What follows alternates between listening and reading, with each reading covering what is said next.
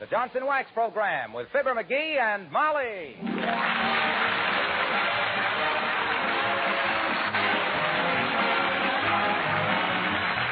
The makers of Johnson's Wax products for home and industry present Fibber McGee and Molly, written by Don Quinn and Phil Leslie, with music by the Kingsmen and Billy Mills Orchestra.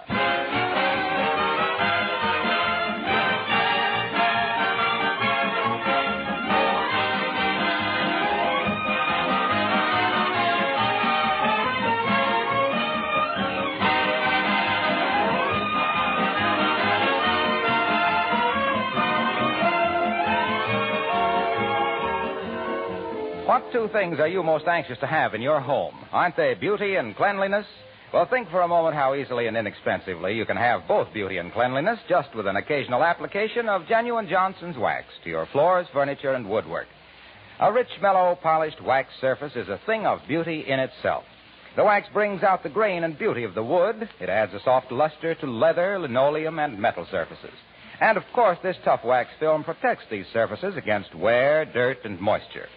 Dust and dirt do not adhere readily to a wax-polished surface. So cleaning is not only easier, but a waxed home is actually cleaner and more sanitary. Johnson's Wax is of the very finest quality and long-wearing. The cost is really very little. So why not practice protective housekeeping in your home with genuine Johnson's Wax? Dealers everywhere carry it.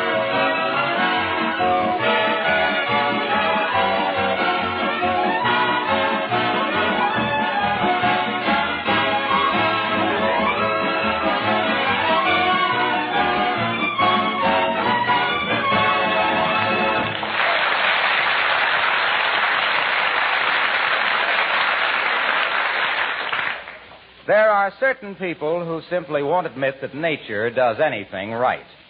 They are the kind who gild cattails, paint Whose Little Tootsie Are You on the shells of baby turtles, and clip poodle dogs to look like anemic lions.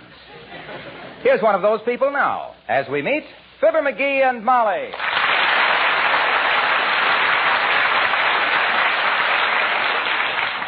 Hey, Fred, how much you charge me to paint this Christmas tree white?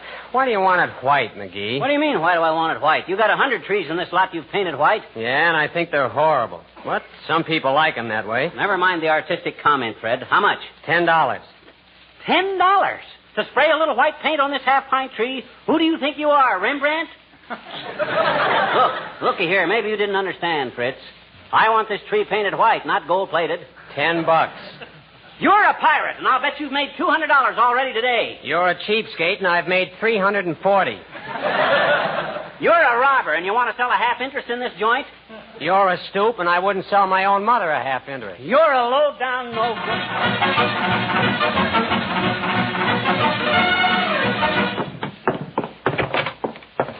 Oh, the dirty swindler. $10 to spray a little tree white. The rat. Cheating people right and left. Making $400 a day. The chiseler. I don't know whether to report him to the OPA or make him a better offer for a half interest. Low-down chiseler. What's the matter, McGee? This time.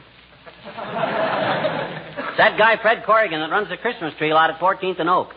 That dirty pine broker. Wanted to charge me $10 to paint our Christmas tree white. Well, that does seem a little high, dearie. But think of the work there is to it. Putting all those needles back on after the paint dries.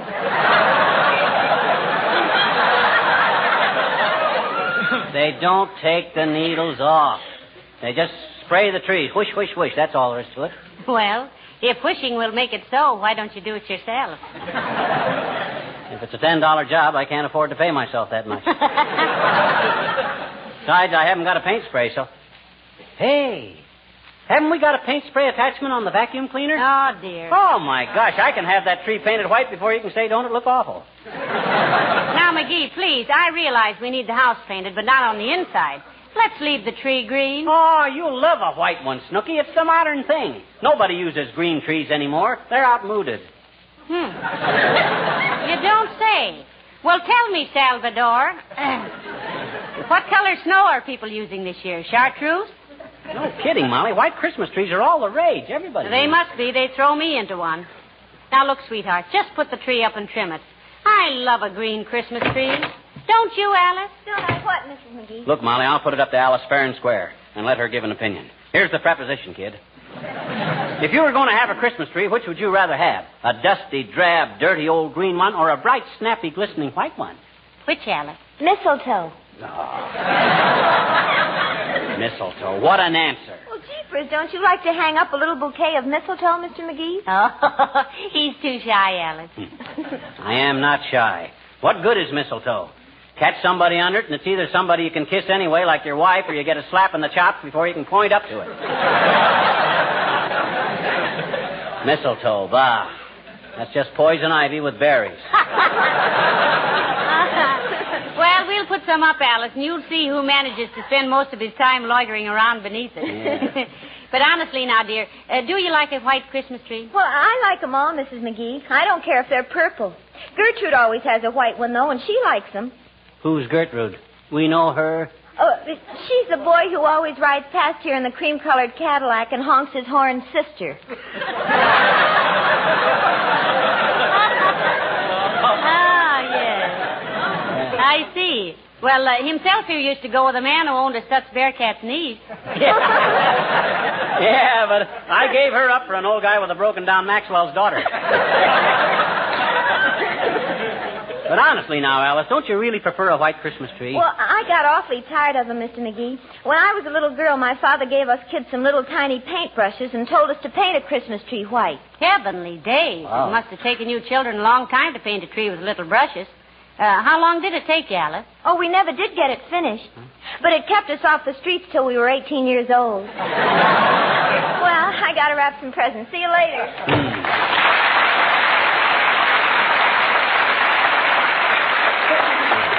Bright kid. How all that lovely golden hair can grow out of that solid bone, I'll never know. Oh, she's awfully sweet, though, McGee. There isn't a mean thought in Alice's head. No, nor any other kind. Well, this ain't getting my tree sprayed. Where'd you leave the tree, dearie? Out in front. I can attach the vacuum cleaner cord from the porch light. Now, let me see if I get the porch... Come in. Oh, hello there, Dr. Gamble. Hello, Molly. How are you today, pantry paunch? Fine, Jumbo, fine. You out spreading a little Christmas cheer, telling your patients you're going to retire? Oh. He's not going to retire for years yet, are you, Doctor? My dear, I will retire on that far distant day when I can write a personal check for $400 and not have the hired help at the Fourth National Bank burst into hysterical laughter. Why, go on, you old miser. You got that much buried under a loose brick in the fireplace right now. Trouble with you is you got more affection for $1 than my wife has for a pound of butter. And that's the love match of the year, Fatso. You have no right to say that, though, McGee. Dr. Gamble does more private charity work than anybody in town. Certainly. I'm a very noble character. When I walk down the street, flowers spring into bloom. Oh. Birds burst into song, and taxicabs honk twice before they try to kill me. Well, I got to run along now. This is my busy season, you know. I suppose the children keep you pretty busy around Christmas time, Doctor, huh? No, it's the so-called grown-ups, my dear. Huh? This is the silly season when 200-pound men start climbing 49-cent stepladders to wire dime store angels to the tops of $3 Christmas trees and wind up in a $500 plastic hat. Penny-wise and compound fracture foolish. Don't you want to stick around and watch me trim our Christmas tree, Doc? I'm painting it white. Well, you don't have to do that, skipwit. Huh? When I put my gift for you under it, it'll turn white.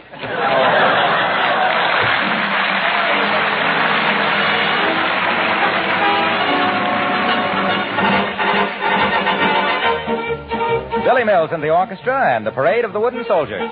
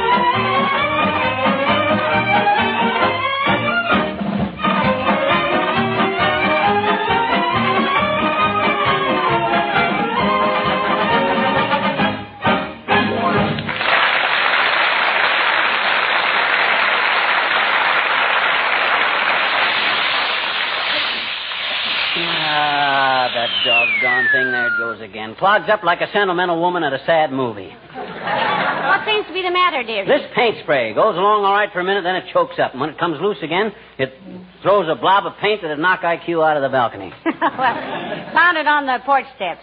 Maybe that'll loosen it up. Okay, I will. There, now try it. Okay. What heavenly days, McGee? You almost hit me with that. I'm sorry, kiddo. I didn't know it was loaded. Well, here we go. There, now, just... Dad ratted it done it again. Clogged up. Well, hurry up and get the job finished, McGee. It's colder than a lineman's lunch out here. Well, you go on in the house if you want to. I can handle this all right. No, I've got to stay out here and tell people who you are. Huh? You get a little more of that white paint on you, and they'll think you're a badly constructed snowman. Okay. That does it. Now, I'll have this tree sprayed before you can What's say... your aim, dearie? Huh? No, you better shut it off. Here comes Mrs. Carstairs. Oh. Hello there, Mrs. Carstairs. Won't you come in the house and have a slug of tea? No, thank you, my dear. I'm just out walking my Pekingese and must hurry along. What Pekingese, Carsty? I don't see him. Oh, it was too cold for him to come along, Mr. McGee.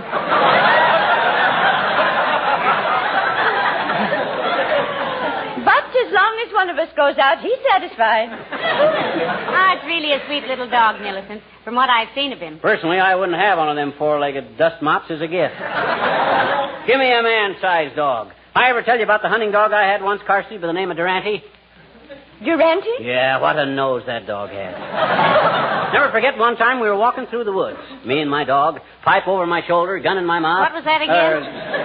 Gun over my shoulder and pipe in my mouth, when all of a sudden Durante freezes. He's on point. Nose quivering, tail out like a ramrod. 1 foot in the air. I raises my gun, walked slowly forward, and there, not 10 feet away, was a guy sitting on a stump. That was quite a dog, Mr. McGee. Trained to flush game wardens, was he? No, sir. I bawled the dog out, and then I was never so ashamed in my life. It was the smartest thing he'd ever done. Why? Well, sir, I got talking to the guy, and you know what? His name was Partridge. Oh. Henry W. Partridge. Wasn't that wonderful, Carsty? No, I don't think that's so remarkable, Mr. McGee. In the light of what a police dog of mine once did. What was that, Millicent? After all, it's so cold out tonight, the bologna won't spoil. Well, this dog of ours was extremely intelligent. Mm-hmm. One day I had him in the post office, and I noticed he was staring at the police posters on the wall. Suddenly, he dashed out the door and was gone. Probably went out to steal an apple off a fruit stand, Carsty. No. When I got home, he was gripping our butler by the vest pocket and was barking into the telephone, which he'd knocked off the table. When the police arrived, it turned out that Jarvis was wanted by the authorities in 3 states. Yes, but why was your dog holding him by the vest pocket, Millicent? That was where our butler kept his fountain pen. You see, he was wanted for forgery. Well, so nice to have seen you. Good evening.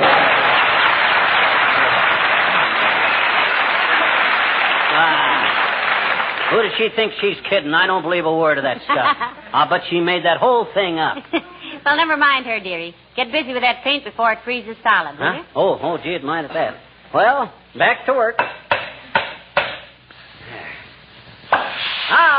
she blows. Yeah. Stopped up again, McGee? Yeah, the doggone thing. I only got about a third of this tree sprayed, too. Maybe if... Hey. What? How could Carstairs' dog be gripping the butler by the vest and barking into the phone at the same time?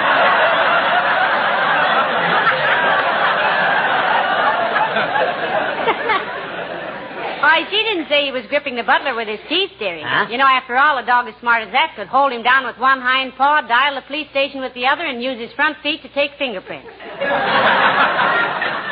Yeah, maybe, but how she... Oh, well, why should I worry?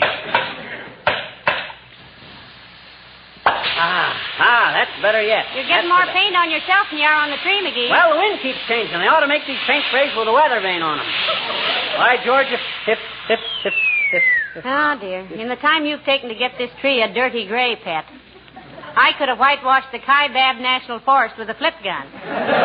Well, doggone it, I don't see... Hello, folks. What's going on here? Hello, Mr. Wilcox. Hi, Junior. Pull up a French step and give yourself a three-point landing. If you want your Christmas tree painted white, Mr. Wilcox, trot home and get it. Yeah, I won't be out here very long, Junie, as soon as I adjust the nozzle on this paint. Hey, wait a spray, minute, Mac. Do you mean to stand there like a front man for Painter's Colic and tell me you're actually going to ruin that pretty little tree with white paint? Ruining that refugee from the forest primeval? Despoiling a magnificent evergreen? Ah, skip the dramatics, Junior. We know you memorized Evangeline in high school. And you played the heavy in the Chautauqua Company of Rebecca of Sunnybrook Farm, too, didn't you, Mr. Wilcox? The juvenile lead, if you please. I also had 3 seasons of Shakespeare. A likely story. When you play Shakespeare, son, that's when Othello needs a friend. Everyone in Omaha, I'll have you know, said I was another Barrymore. Why, when I came out in my tights and said, "Oh, what a rogue and peasant slave am I." You can say that again. Now, hush, McGee. I love Shakespeare. Go on, Mr. Wilcox. Is it not monstrous that this player here, seeing a lady forced to menial task and seeing such drudgery, would not then dispense a thing called Johnson's glow coat? Forsooth, a goodly fluid, which sprayed upon the scullery linoleum would thus eliminate the scrub.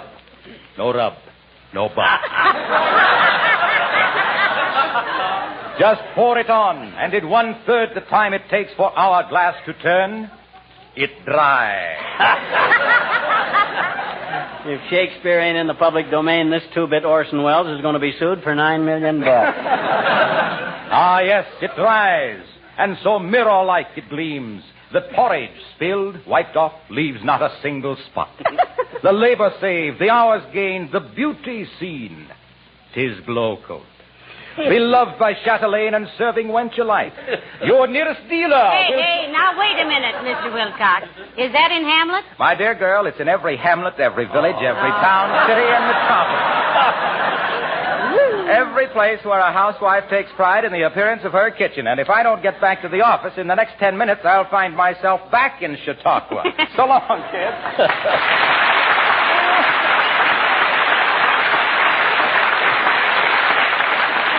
There goes the biggest ham I've seen since Blue Boy went to the state fair.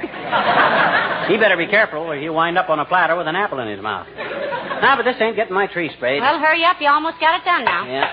Let's see. I get her all loosened up good. Ah, there she goes. Ah, this is the best it's been yet. Yeah. Look how white the tree is getting, Molly. There's one question I'd like to ask you, McGee. Are you sure Don't that... bother me now, kiddo. I'm doing too good. Hot dog. Ain't that getting beautiful? I finally got this spray gun working perfect. I know, but look, McGee, I've been wanting to ask you if... Waiter, Tootsie, waiter. I'm just about finished now. Just up there a little bit. Ah. Oh, gee, I'm through. All done. And believe me, that's the whitest white Christmas tree you'll ever see. Now, won't you admit this is a mighty pretty effect, baby? Yes, if you like that sort of thing. Mm-hmm. Well, I'll go and make some hot coffee, dearie. Okay. McGee, Huh? whose Christmas tree is this on the front porch? Oh, that's the one I bought this morning that I'm going to paint white. What? Oh, my gosh, what tree did I paint? The one that's been growing there in the yard all these years.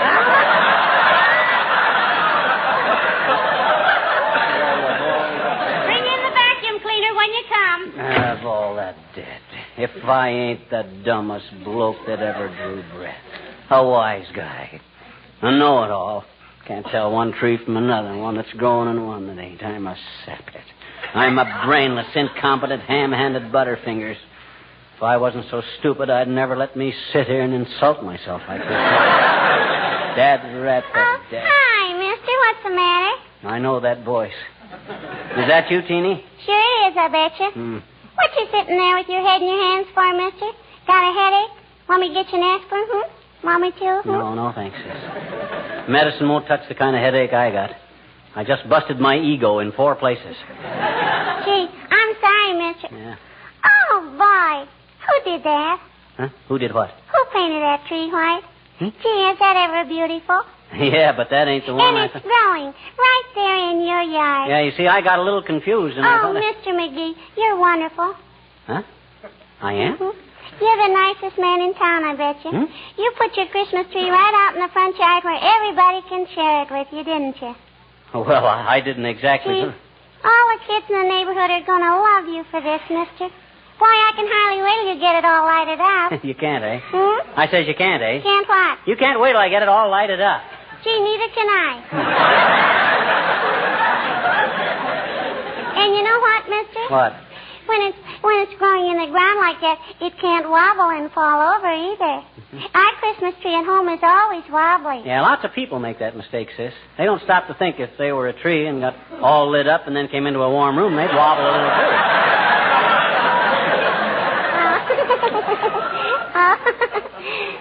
Skip it.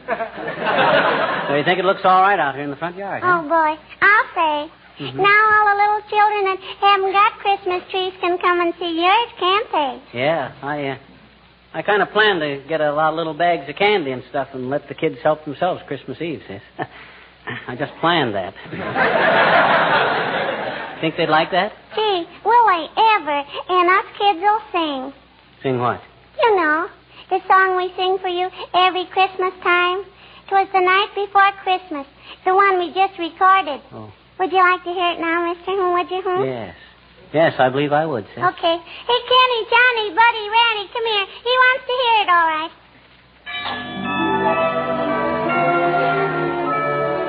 A wonderful bunch of kids going around the neighborhood with a 30-piece orchestra.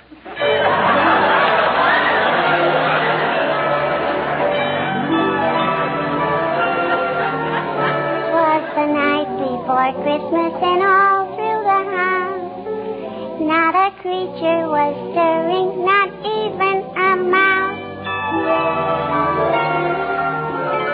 The stockings were hung by the chimney with care, in hope that St. Nicholas soon would be there. The children were nestled all warm in their wee little beds, while visions of sugar plums danced in their wee little heads. Mama in her kerchief and I in my cap had just settled down for a long winter's night.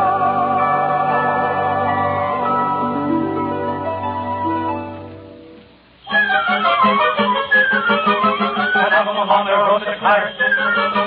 I sprang from my bed to see what was the matter.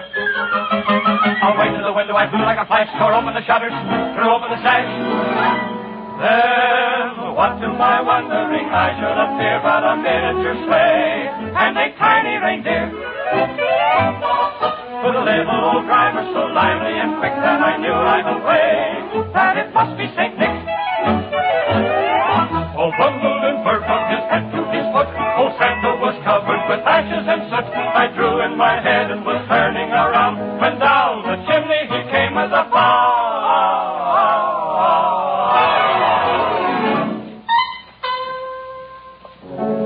His eyes, how they twinkled. His dimples, how merry. His cheeks were like roses. His nose like a cherry. His droll little mouth was drawn up like a bow.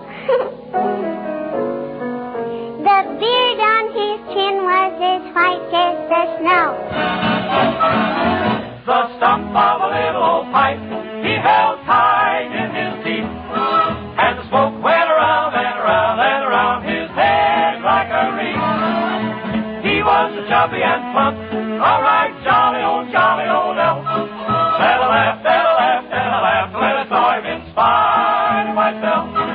He had a broad face, and a little round belly, that shook when he laughed, like a bowl full of jelly.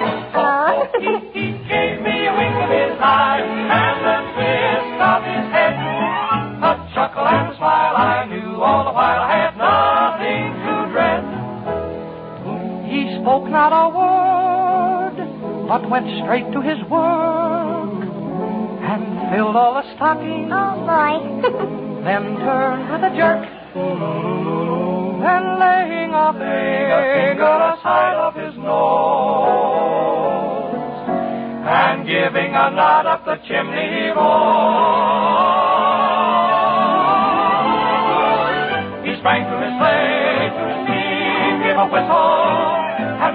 all flew like the down of a thistle. But I heard him exclaim as he drove on the side. Merry Christmas to all, and to all,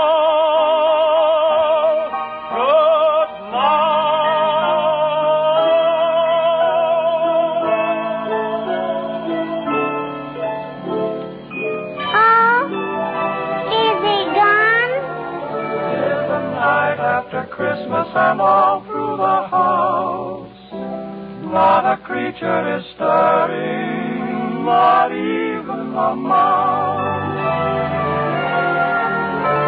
The presents are scattered and broken, I fear, and St. Nicholas won't come again for a year. Children are nestled all warm in their wee little beds, while memories of sugar plums dance in their wee little heads. Mama in her kerchief and I in my cap are settled at last for a long